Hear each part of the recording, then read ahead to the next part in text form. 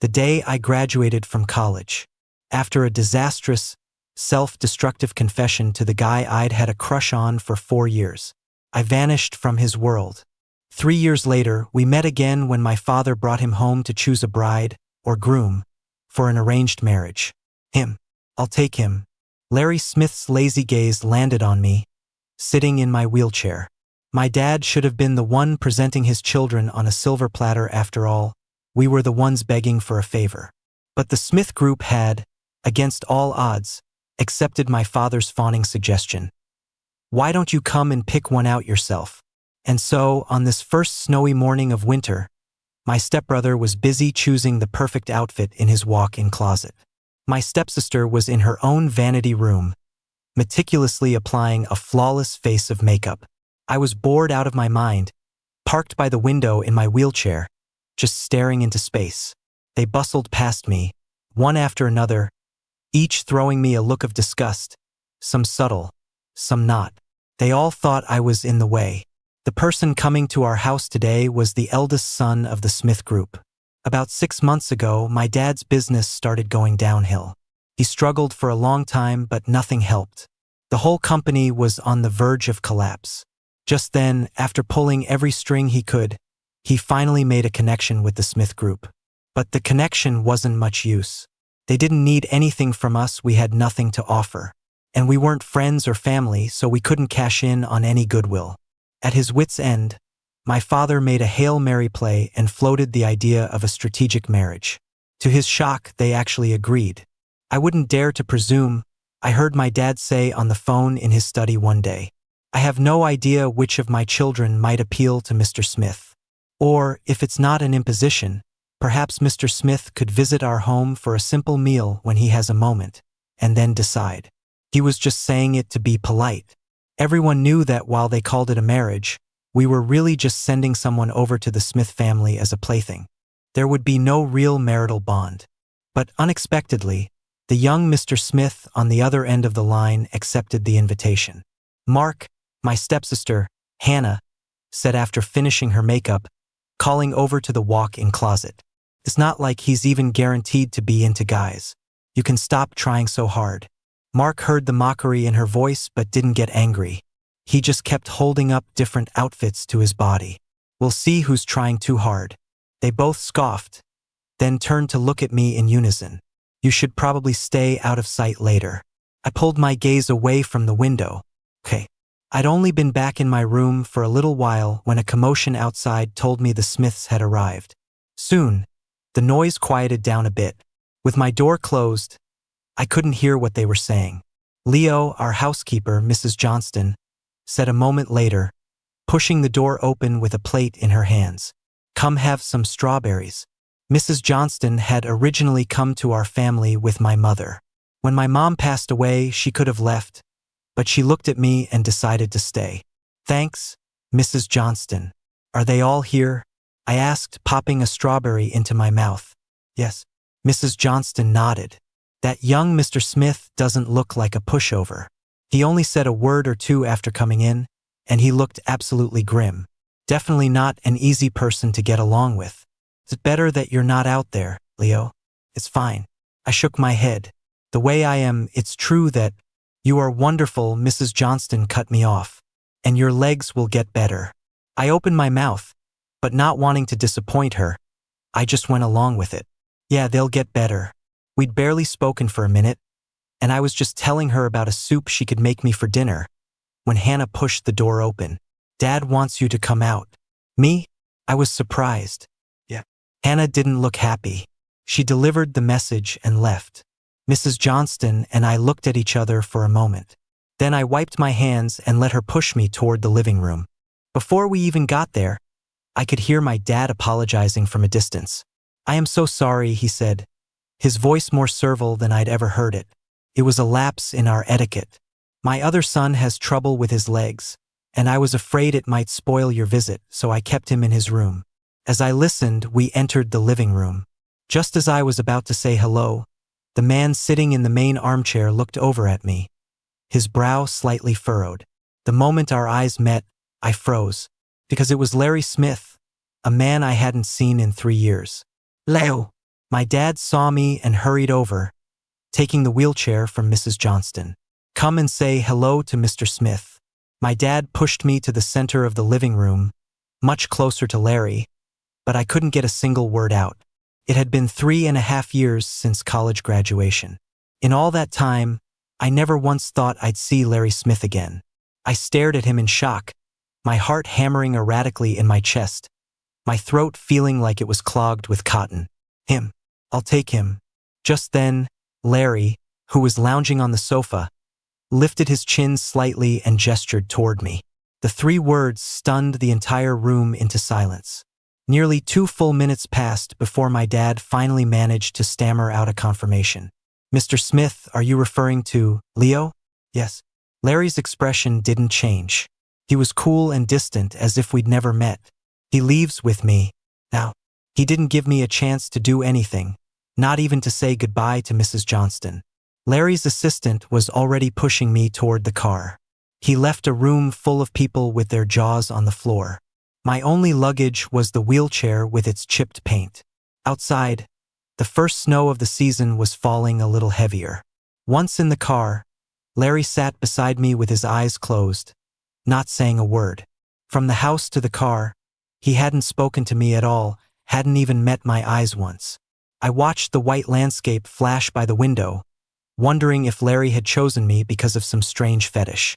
When we arrived at the Smith residence, the assistant left me on the 2nd floor and departed. The enormous house was eerily silent, as if it were just Larry and me.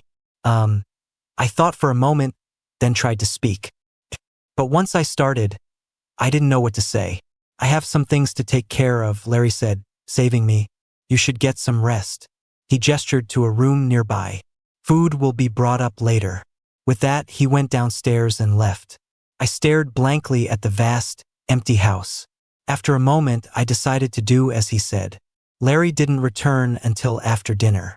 In the meantime, the housekeeper had politely prepared lunch and dinner for me. When he came back, I was in my room, idly flipping through channels with the remote. "Time to get washed up," he said as soon as he walked in. Without waiting for a reply, he started pushing my wheelchair toward the bathroom. "Wait," I said, trying to stop him. "I can do it myself. I just don't have any clean clothes. Could you maybe—" But before I could finish, he had already pushed me into the bathroom. He then knelt in front of me and reached for the buttons on my shirt. No, don't," I said, quickly trying to push his hands away. "That's too much trouble for you. I can do it myself." "Really?" This time, Larry didn't insist. He stopped, but he remained kneeling in front of me, meeting my eyes for the first time all day. He asked me very seriously, "Why not?" Well, I felt a bit awkward. "It would be a lot of trouble for you."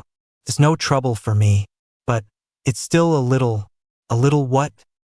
He was stubborn, his eyes fixed on me, as if demanding a clear answer. I paused before continuing. It's not exactly convenient."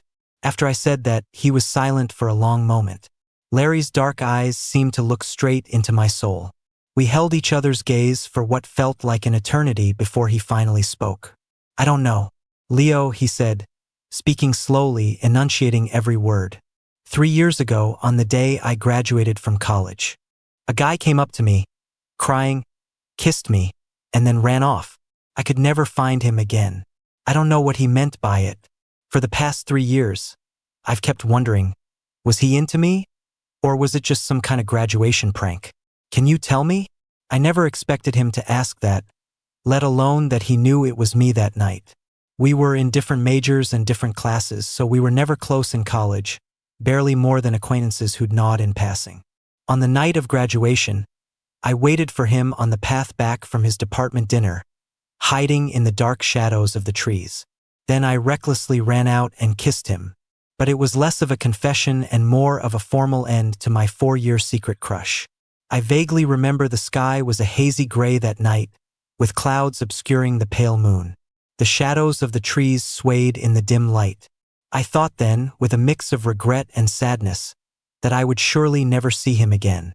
I never imagined fate could be so twisted and complex that we would meet again. Except now that we had, I no longer dared to admit it. "You'd have to ask the person himself," I replied after a moment, my expression neutral. I can't guess what other people are thinking. Larry seemed completely unprepared for that answer. He just stared, looking lost for a good while.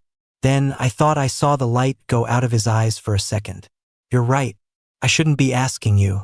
With that, he reached out again and started unbuttoning my shirt. You really don't have to. I tried to push him away again. But this time he brushed my hands aside. I brought you here. Helping you bathe. Isn't that what I'm supposed to do? His words made my hands freeze in midair. In that brief moment, Larry had my shirt off in a flash. Then he lifted me slightly and pulled my pants down. The bathroom was silent. I instinctively bent over, trying to cover myself. But I saw that Larry's gaze was fixed on the 2 horrifying scars on my legs. He stayed like that, half kneeling before me, looking at them for a very, very long time. Then he slowly raised his hand and gently traced the ugly, disgusting scars. His touch so light it was as if he were afraid of hurting me. But the truth was that part of me had stopped hurting long ago. How did this happen? He asked softly, looking up at me. An accident, I said, avoiding his eyes. When? A year ago. A year ago? Yeah. Larry paused, then said, You've been through so much. Hearing those words, I turned my head in surprise. Since the accident, besides Mrs. Johnston, no one had ever said anything like that to me. I stared at him, speechless, until he reached up and gently wiped the corner of my eye. Then, to my astonishment, he leaned in and pressed a kiss to my forehead. Soon, the sound of running water filled the bathroom. The warm water on my skin mingled with the heat from Larry's hands, spreading through me like a gentle current.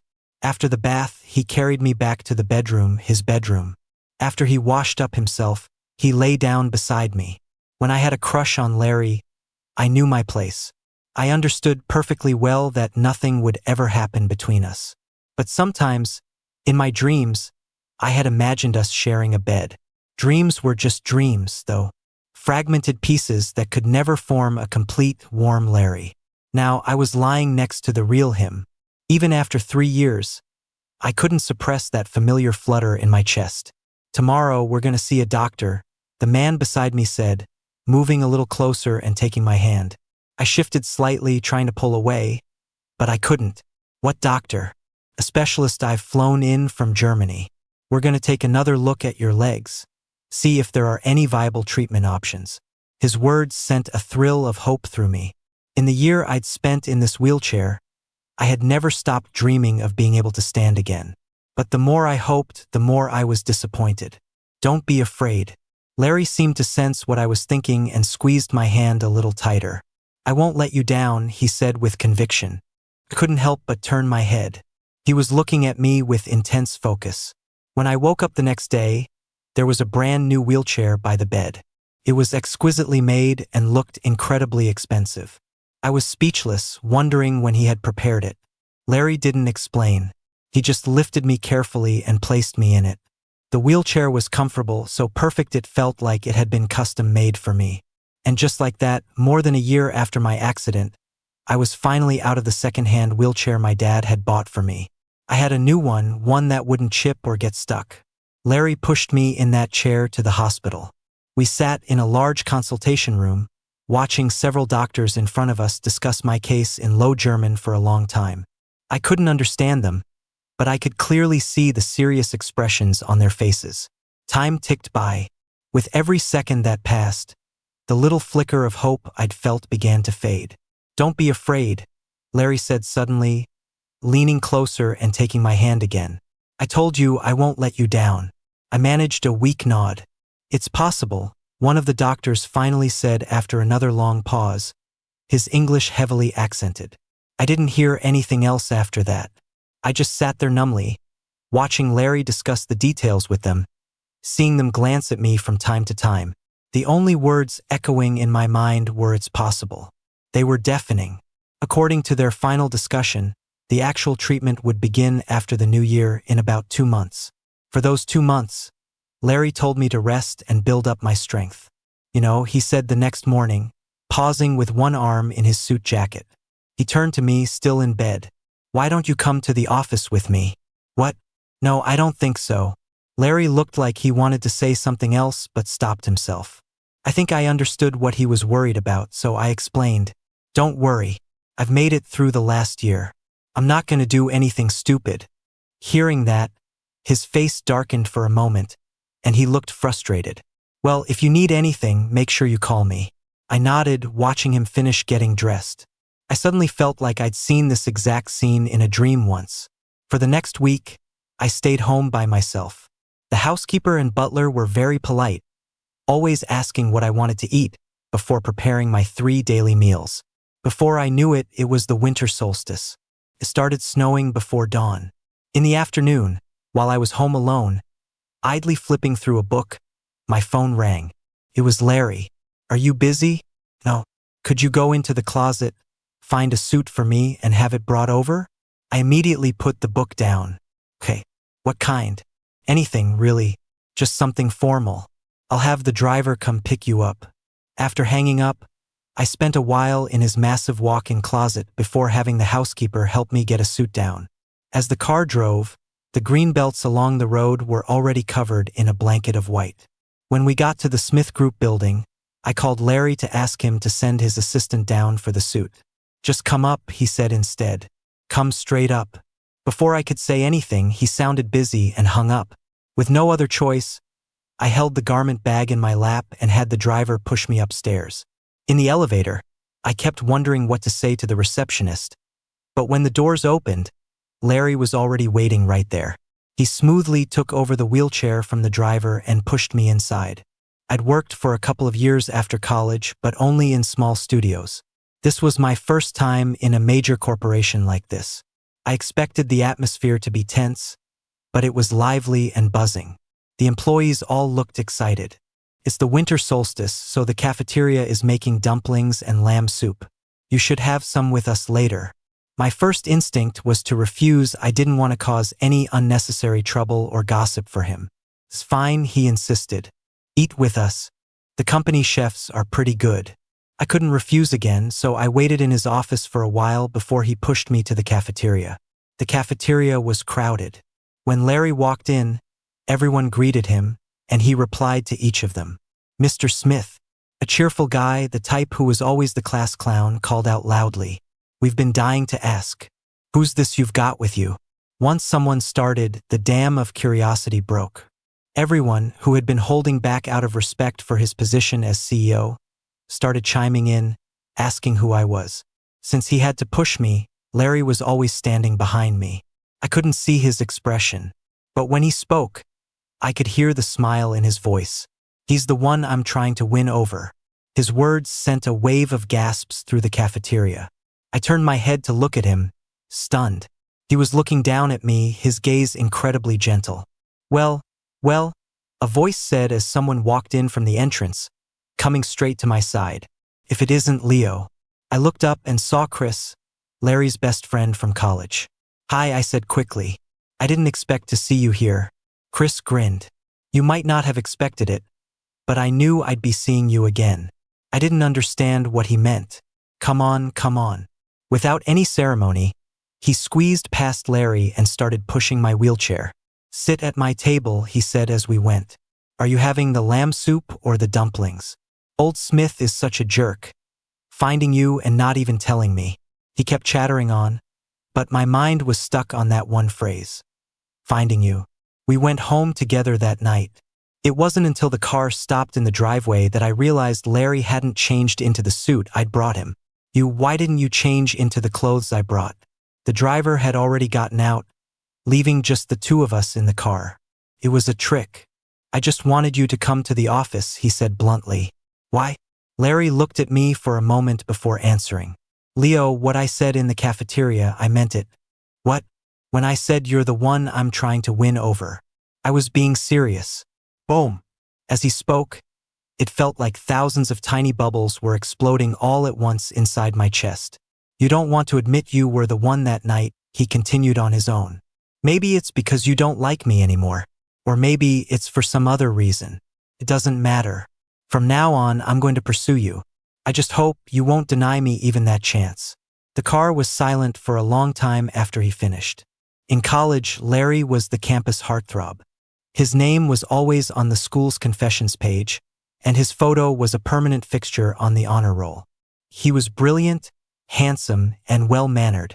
Even though he was cool and reserved, the line of people wanting to confess to him could have stretched from the campus gates to downtown. I never imagined that one day he would say something like this to me, especially not now when I was a cripple who couldn't even stand up. I turned my face away, not daring to speak. Before I knew it, the end of the year was here. His company started their holiday break early. A week before Christmas, Larry no longer had to go into the office. We spent a few days at home together. On Christmas Eve, Chris called him, asking him to come out for drinks. "Bring Leo with you," Chris said when Larry tried to refuse. "We were all hoping you'd bring him out. What's the fun in being cooped up in the house all day?" After hanging up, Larry tentatively asked if I wanted to go out. I actually had something I wanted to ask Chris, so I agreed. When we arrived, the room was already full of people. Other than Chris, I didn't know anyone. They all greeted me warmly when we came in. I guess birds of a feather flock together. Larry's friends were all polite and very kind to me. After chatting for a while, one of his friends asked him to play a game of pool. "Go ahead," I said, seeing him hesitate. "I'll just stay here and have something to eat." After he left, I waited a bit before moving closer to Chris and asking in a low voice, "Do you have a minute?" "Of course." He had a mischievous grin, as if he'd been expecting it. "You needed something, right?" I nodded honestly. "That day, why did you say that?" "Say what?" About knowing you'd see me again. And about Larry finding me." Chris didn't answer right away. He took a sip of his drink first. "I can't say too much. I think you should get that answer from Larry himself. But there is one thing I want to tell you. For the past 3 years, he's been looking for you." "Looking for me?" I was shocked. "Why?" He smiled again. "Like I said, that's something you have to ask him." With that, he turned his head to look toward Larry. I followed his gaze and saw Larry. He'd taken off his jacket and was wearing just a dress shirt, sleeves rolled up to his forearms. He was bent over the table, concentrating on a shot, but he must have felt my stare. He looked up at me and gave me a gentle smile. Soon, it was time for me to leave for Germany. Originally, Larry was going to go with me, but after a week there, urgent business piled up at the company, and he had to rush back to deal with it. He arranged for top-tier nursing care for me and made sure everything was perfectly set up. The doctors said the treatment would take 2 months. If it was successful, the physical therapy afterward would take another 2 months. Larry called or video chatted with me every day. At first, I told him he didn't have to, but he just said, "Can't be lazy when I'm trying to win someone over." I didn't know how to respond, so I just let him. But he wasn't really that free. A lot of the time, our video calls were just a few sentences before he had to hurry back to work. One afternoon, as I was resting in bed after a treatment session, my phone suddenly rang. It was Larry. I was surprised, since it was the middle of the night back home. "What's wrong?" I asked when I answered, but the other end was silent except for some rustling sounds. I thought he must have rolled over on his phone in his sleep and was about to hang up when his voice came through. "Leo, I feel awful." His voice was low and hoarse. "What happened?" I asked immediately. The line went quiet again for a long moment, followed by a soft, strained gasp. I was startled, and as I was debating whether to hang up, he said, "I was drugged." My heart clenched. Forgetting any awkwardness, I quickly asked him what happened. He didn't go into detail, just told me he'd already called a doctor. "But it still hurts," he said through gritted teeth, his voice so raspy he could barely speak. "What can I do?" He hesitated. "Leo." "Yeah." "Can I think about you?" I froze for a second, understanding what he meant. "Yes," I said softly. I stayed on the phone with Larry for 2 hours that day. The second time he came to Germany was a week after that night. When he walked in, we were both silent for a good 5 minutes. He sat by the bed, peeling an apple for me, while I pretended to flip through a book. "Here," he said, holding out the apple. I reached for it, but he grabbed my hand and pulled me into his arms. A week should have been enough time for the drug to completely leave his system. But right now, Larry's voice sounded just as strained as it had that night. "Whatever your reason is for not admitting it," he said, holding me tight, "I'm willing to wait." And whether your legs can be fixed or not, Leo, I don't care." He finished by placing a restrained, gentle kiss on my ear. Larry left again. My treatment entered its most difficult phase. The hours I spent in the treatment room each day were more agonizing than being skinned alive. And when I returned to my hospital bed, that sharp agony transformed into a long, slow gnawing, like ants chewing on my bones. I often tossed and turned in bed, miserable. One night, the pain and itching were so bad I was nearly delirious. I couldn't stop myself from calling Larry. The moment I heard his voice, I broke down, pathetically. "Larry."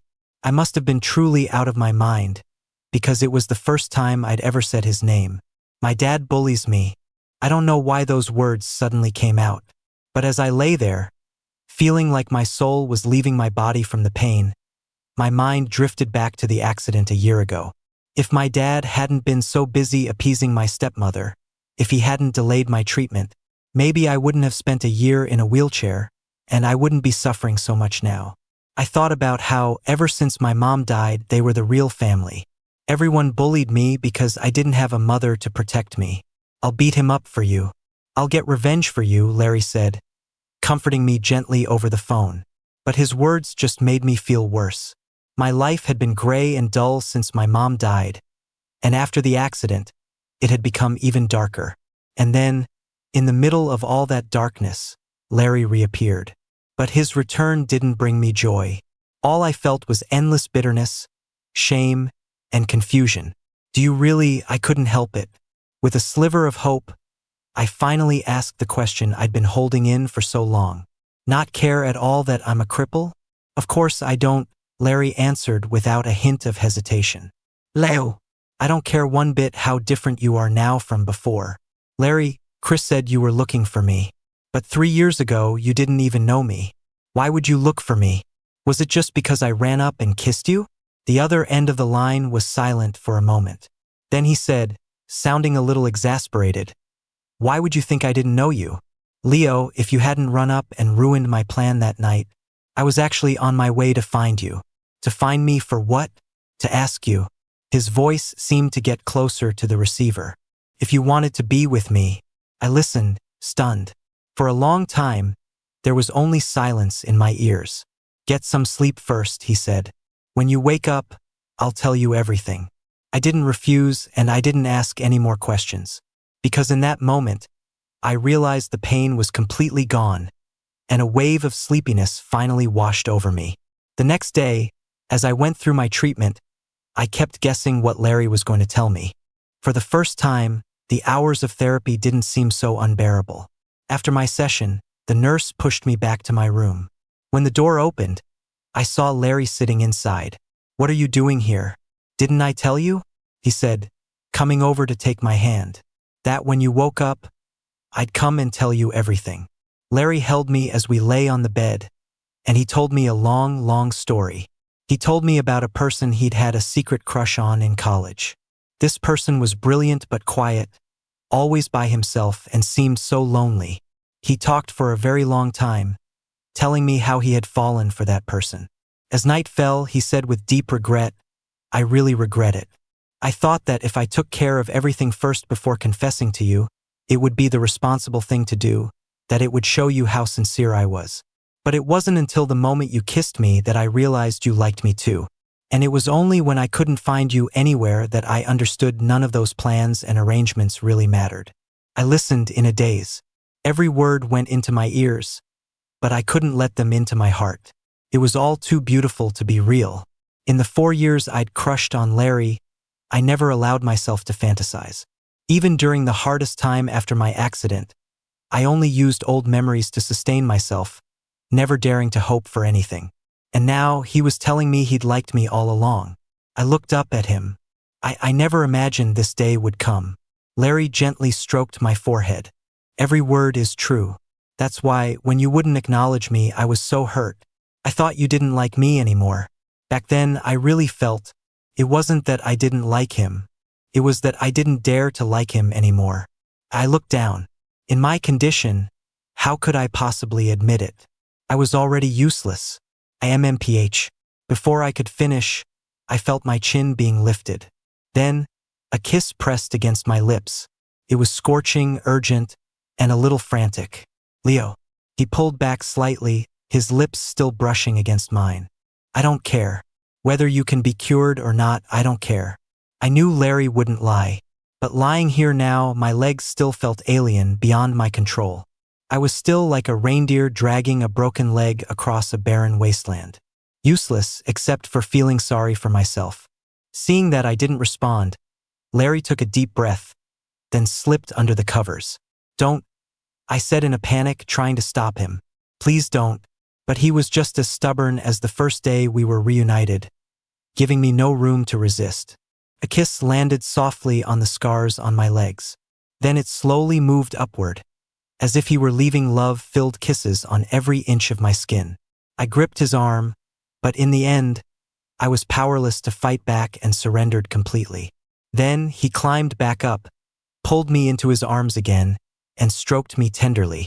Leo, as long as you're willing. That's all that matters. As long as you're willing. Larry stayed in Germany for 2 weeks this time. Those 2 weeks were the most critical and the most difficult part of the treatment. Whether I could be cured or not depended almost entirely on that fortnight. I often felt anxious, terrified, and hopeless. But having him with me made the days a little more bearable. 2 weeks later, for the first time in over a year, I slowly stood up. I could only stand for a second or two since I hadn't started rehab yet. But I was ecstatic. That day, I hugged Larry and, for the first time in front of him, I cried my heart out. After that came the rehabilitation process, not long but not short either. It wasn't as agonizing as the treatment, but it required much more persistence and willpower. Larry had offered to do video calls to keep me company during my rehab sessions, but I refused. I knew his job was demanding, and with the time difference, it wouldn't be convenient.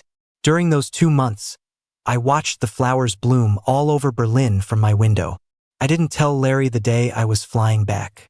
The original plan was to return in June, but the doctor said my recovery was going so well that I could leave a bit early. When I first moved into Larry's house, he hadn't let me bring anything with me. After landing in San Francisco, I planned to go home first, pack up my things, and then take them to Larry's place. As soon as I walked in the door, I saw Mark and my dad sitting in the living room, talking. Larry must have told them about my progress, because they didn't seem surprised to see me walking. But as I started to go upstairs, Mark couldn't resist a snide comment. Well, look at you. Guess you're luckier than you deserve. I ignored him and kept walking. Seeing that I didn't care made him even angrier. You think that Larry Smith is some kind of saint? That night, if his driver hadn't shown up so fast, I would be the one living in the Smith mansion right now. My foot, already on the next step, froze. What did you say? I said, that night I almost had him. So don't you go thinking he's some great guy. Before he could finish, I swung my fist and punched him. So that's what happened. After that night, I had occasionally wondered how someone like Larry could have been drugged. He must have let his guard down because Mark and I were technically related. How could you hit your brother? My dad roared, instantly furious. He always looked the other way when Hannah and Mark bullied me. He never said a word when my stepmother mistreated me. But now I'd barely landed one punch on Mark, and he was livid. Don't you even think about trying anything with him, I said, looking at Mark. I had loved Larry for so many years I couldn't stand to see someone use such dirty tricks on him. And you, I said, turning to my dad, don't you yell at me right now. After all, your business is only afloat because of Larry's goodwill. Instead of worrying about Mark, you should be a lot more worried about whether I can, and whether I'm willing to, keep him happy. Because if one day I'm not, I highly doubt Larry will be willing to take any of your other children off your hands. My father's face turned beet red, but he couldn't say a single word. It was late by the time I got back to Larry's house. The lights were already off. I washed up quietly downstairs, then tiptoed into the bedroom. Using the faint light from outside, I made my way to the bed, took off my clothes, and slipped under the covers. The movement startled Larry awake. He instinctively started to push me away, but when he saw it was me, he froze. As he stared, stunned, I rolled over and straddled him. Larry, I whispered, leaning close. Yeah. Do you want to sleep with me? The man beneath me hitched his breath, his body reacting instinctively. Realizing what he'd done, he looked utterly mortified. But I thought this version of Larry was adorable. I smiled and leaned closer, whispering 3 words in his ear. The second he heard them, he flipped me over and pinned me beneath him. The early summer breeze was cool that night. I love you so much, I sobbed, over and over, finally saying the words out loud. My degree is in design. After a month of rest, I went back to work at my old mentor's studio, which was close to Larry's company. At noon, he would send his driver to pick me up and take me to his office for lunch. After we ate, he would hold me for a nap in the small lounge behind his desk. At Thanksgiving, he took me home to meet his family. He told me he'd already taken care of everything at home, but I was still surprised by how well they treated me. For someone from Larry's background, I can't imagine how much effort it must have taken to convince his family, and how much more thought he must have put in to make sure they treated me just like any other normal daughter-in-law. That night, we stayed over. While he was in the shower, I casually browsed the books on his shelf. As I was flipping through one, I found a photograph tucked inside. I picked it up. It was a picture of me in the library during our sophomore year, sketching a design. That was the day I knew for sure that I liked you, Larry said. He had come in without me noticing. He wrapped his arms around me from behind, nuzzling me gently. I just kept thinking, if only you liked me too. I turned and hugged him back. You have no idea, I said. I knew you were sitting behind me back then. I was so nervous I could barely breathe. Larry laughed at that, then let out a long, contented sigh. I think I understood why. Our journey had been too full of twists and turns. But what's past is past, and the future is still ours to make. The lucky thing is we only wasted 6 years, and we still have 60 more to love each other.